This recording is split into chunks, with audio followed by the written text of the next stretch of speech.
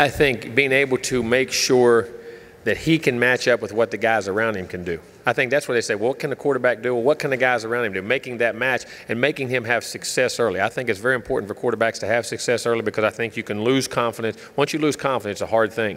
And I think you can lose a guy before you make a guy. And I think you have to be very controlled in how you call plays and situations you put him in.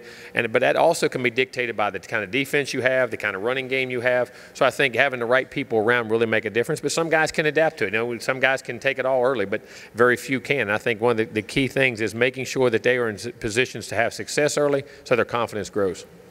The camera platform very back. How you doing, Coach?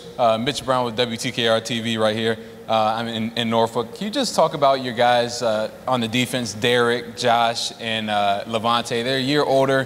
What do you expect from them? And then also, you also got Kalen LeBourne coming in as well as a freshman. Can you just talk about the dynamic that your 757 guys bring to that team as well? You know, I say this every year, and people, there's great recruiting areas all over. But when you talk about true athletes, and you talk about every sport, you talk about great football, basketball, 757, and that, you know, that Virginia Beach, Chesapeake, you know, whatever, that whole area right through there, it's tremendous. I mean, it really is, and has been for years. You go back to the history of it, from Lawrence Taylor and Dwight Stevenson to, you know, J.R. Reed to the Vixen. I mean, you know, the basketball guys, everybody, the Uptons, everybody in baseball. It's a great competitive area, but those guys have all been a big part. I mean, Derek Nottie is going to be a tremendous nose guard for us, very strong, very powerful. Josh Sweat, who was the #1 player in the country till he got hurt, has had a great career, really came on last year in the run and pass stuff, and is really having a great offseason. Levante Taylor, one of the top corners in the country, can play nickel, contributed big time as a freshman. Kalen LeBourne, hopefully, will have an opportunity to do that. We think is going to be an outstanding player. So, I mean, all those guys have been, and it all started because the guy was just down there visiting us the other day, E.J. Manuel. He was one of the guys who started it from there. E.J. was one of the great players in our history and kind of laid the groundwork for all that. So that's a great area for us. It's a great recruiting area, and those guys all have tremendous futures, I think, now and possibly at the next level, too. To our left, fourth row. Coach Tom Shanahan from FanRagSports.com. Okay. You know, traditionally we've always thought of the quarterback as the toughest position to play in football. The game's getting more sophisticated, yet more and more young quarterbacks are winning the Heisman. Why is that? And talk about why DeAndre's been able to handle it at a young age. Well, I think not only in football it's a hard position to play, I think it is in all the sports. I really do. I think there's nobody that has the multitude of things to multiply and go through. When you're talking about 11 guys on defense, 10 guys on offense, and then everything that can happen in between, and you're able to execute. But I think the way our development of guys at an earlier age, the way high schools now are spreading the field, throwing the football, and I think, but also in college, a lot of guys have it because they're running the run and shoot stuff or the spread, and they're making decisions for him from the sideline. We don't do that. We know we put him in a pro-style system and make him learn what they do in the NFL. But I think the ability for guys to develop at an early age because of the 7-on-7 leagues now, the way in high schools are now spreading the game out, and guys are just throwing it more. They're making better decisions. They're being more equipped when they get there and being able to throw the football. Coach, right up the aisle to the right. Jimbo, Nicole Auerbach, USA Today. Conference supremacy is a big issue for fans, and your comment that you believe that the ACC is the premier conference in college football. I was wondering if you'd expand on that, and also, I mean, even today there were comments made from the SEC West about that division, and your division would certainly have a case as well. Well, I would say 2 of the last 4 national champions have came from here. We played for 3 of them. You talk about 8-3 and what playoff games and Power 6 major bowl games. We're 8-3, non-conference records. Against the SEC, the Big Ten, and everybody else, we have the winning record, the only one against the most Power 5 wins. You have 2 Heisman Trophy winners. You also had the runner-up last year.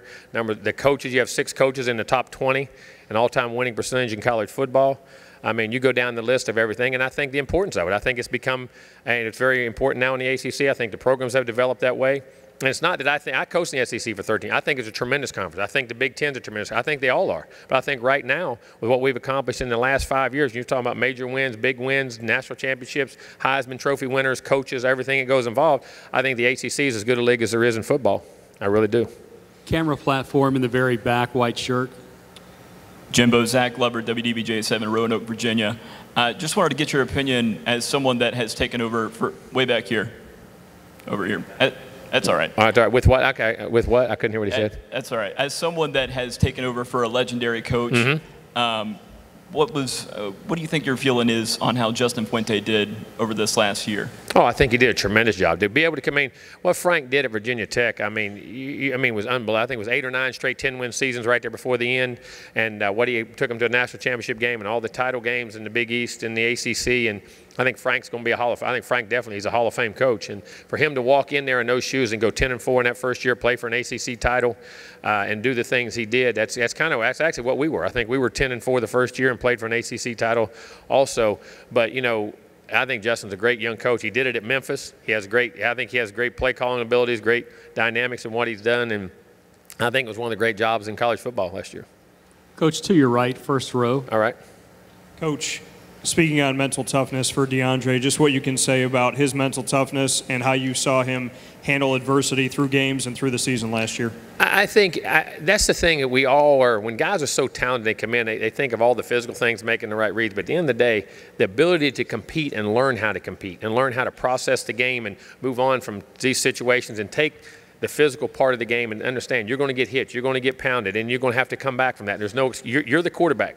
No matter how you feel, what you do, you got to understand that. And I think that was something we worked on hard. I think he bought in totally. What I love about DeAndre, he allows himself to be coached and allows you to take those steps with him. And I think our team gained tremendous respect for him. I mean, you go back and you research him on third down, him in the red zone, him on fourth quarter drives, 5 of them that took us back to 4 of them we won, 1 of them we gave up a lead, but he took us back and put us and made those drives as a freshman in key moments, understanding how to win, how to play in big moments.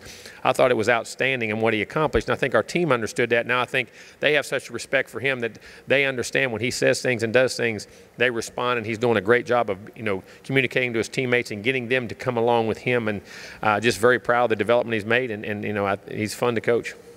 To your left, fourth row, blue shirt. Alex Dodd, TCI. You lose a lot of starts on the left side of your offensive line. Mm-hmm. How's your offensive line gelling so far, and what are your plans for improvement after some of the protection issues from last year? Well, I think also health-wise, I think we get Ricky Leonard, a lot more experience up front. Dickerson, a lot more experience. Derek Kelly now has really came on in the offseason. Very proud of him. Cole Minshew has really developed in what he's done. Eberle's gotten healthy. He played the whole year banged and bruised, and now he's already up to 305 pounds because of his injuries. Now he can work his lower body, the strength he has. The young players baby on with it. And then you have Josh Ball. You have Juwan Williams. You have a lot of guys in that second group right there that have played and I thought had outstanding springs. We have good players. I think they understand what they have to do. We're bigger. We're stronger. And I think even DeAndre's presence around to get us in the right plays, get us in the right protections, and do all those things, even enhance that ability. And I'm really anxious after spring and how much work we've done in this summer. I'm really anxious to see him in the fall, and I think we'll be fine. Let's go back to the cameras in the very back to the far left. Hey, Coach Fisher, Mark Larson, Spectrum News, Syracuse. So the opener against Alabama, I asked DeAndre about it, but what are your thoughts as a head coach playing a team like Alabama right out of the gates? Some coaches would like maybe a week to get warmed up. Well, I scheduled it, so I better be ready for it. No, it is. I think it's a great opportunity. I think it's what college football is about. I mean, you get to walk in that atmosphere and environment. You're talking about the 2 winningest teams in college football in the last 7 years. I think it's great for our leagues. I think it's great for college football. I think we find out where we're at. And I think, not every year you have those games, but I think sometimes you are. And I think this is the year that we're both prepared to be able to do that. And I think it's an outstanding chance for us to take another step toward how we want to play and the things we want to do. As you know, Nick is one of the great football coaches in this country, one of the greatest of all time. I believe that. They have a tremendous program. They have tremendous players. They're going to be well prepared. How they're built from big physical guys to fast dynamic guys. I mean, they've got everything. So we're going to have to really have our A game and be ready to play. But then the big thing about that, which is, we turn and play ULM, then we turn around and play Miami, NC State right after that. So, I mean, we have a heck of a first series and then go into Wake Forest, before we even have a break. So we got 5 games right there that are very demanding, very tough, and not only in the Alabama game, but how they're going to impact all the way down. So we have our work cut out for us. But, if you're a competitor and you like those things, those are great opportunities. Coach, to your left, third row, just in front of Gene. Yes. Gavin Oliver, the Clemson insider. Coach, what did you think of Clemson's run to the national championship last season and the impact of that for the ACC? Well, I think it's good. I think it solidifies it. Now we've had 2 teams win in the last 4 years, and they also was a runner-up. I mean, I knew Clemson would be in it, and we played them. I mean, they have been Dabo's done a tremendous job coaching. They have great players. They got a great program. They got great history. Football is very important there. You knew it was going to be good, and I was very happy for them. I was very happy for our league and what they did, and it just reestablishes our brand and what we do. And that game has turned into one heck of a game every year. I mean, it's whoever wins it has a chance to win it all. Not only win the ACC, but win a national championship, and plus then it's raised the competitiveness of the rest of our league. I mean, you go top to bottom. Like I said, our league is extremely demanding, and I was very proud of those guys and happy for them. We've got time for one last question for Coach before we release him to the ESPN folks. Who wants it? To our front, to our left, right at the end. All right. Good afternoon, Coach. Good afternoon. A lot of attention has been given to the Florida State-Alabama game, but you guys also play the 8th toughest schedule in the country. How do you keep you guys focused, especially your young players focused and prepared throughout the season, knowing that there's more games than just Alabama? Well, that's exactly a great point, which I think hopefully last year taught us that we opened up with a very good Ole Miss team, and then had another game, and then we went to Louisville, got banged up. Louisville was ready for us, jumped on us. We got the same scenario this year with Miami. Then we play NC State this year, and last year we played North Carolina, and then we had Miami right after that. I think last year will hopefully make us understand that it's not only a one-game deal at the beginning, that it's going to be all the way through in that first half of the season. We're going to have to be extremely prepared physically, mentally, psychologically, in every way for it. And then I think last year hopefully will be that great teaching tool because you learn from your experiences, good and bad. And I think those are key points in coaching. But I think that's going to be responsibility of Derwin, of DeAndre, of reinforcing to our young guys how this is not a one-game deal. This is going to be that first time till we get a break, get to recoup, and then get down to the second half of our season, which is going to be tough. As you say, we open up with Alabama, and we finish with Florida. That's been the SEC championship game for the last 2 years. Our ability in the ACC to go schedule non-conference teams, and then as I said, our league I think is as good as anybody. So I think our schedule is going to be very demanding. But I think hopefully these older guys will make that transition. I think when they take ownership. Listen, coaches, we can do it all we want. At the end of the day, the players have to take ownership for what they do, what they accept, and what they want. That's what the great teams do. They have that ownership ability to say, okay, we own this, guys, and we're going to make sure that everybody in our organization understands and owns it. And I think that's going to be on our players to understand how demanding the first part of our schedule is and how much we have to be ready so we can finish the season the way we want, which is going to be very demanding also.